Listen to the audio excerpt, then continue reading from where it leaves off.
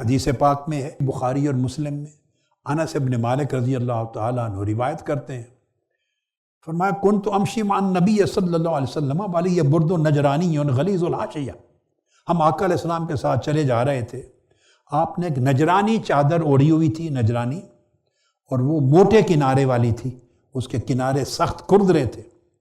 فَأَدْرَكَهُ أَعْرَابِيٌّ فَجَذَبَهُ جَذْبَةً شَدِيدًا حَتَّى نَظَرْتُ إِلَى صَفْحَةِ عَاتِقِ النَّبِيِّ قَدْ أَثَّرَتْ بِهِ حَاشِيَةُ الرِّدَاءِ مِنْ شِدَّةِ جَذْبَتِهِ۔ آقا علیہ السلام سے کوئی مدد مانگنے آیا تھا، آپ کی چادر پکڑی جو گردن میں لپٹی ہوئی، اس کو زور سے کھینچا۔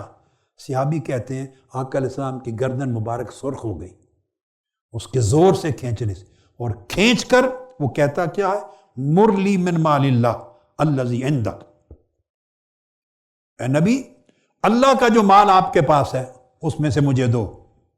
یہ گفتگو کر رہا ہے۔ فالتفت الیہ فضحک ثم امر له بعطاء، یہ بخاری مسلم۔ آقا علیہ السلام نے اس کی طرف دیکھا اور مسکرائے، پھر جو مانگا اسے عطا کر دی۔ یہ علم نبوی ہے۔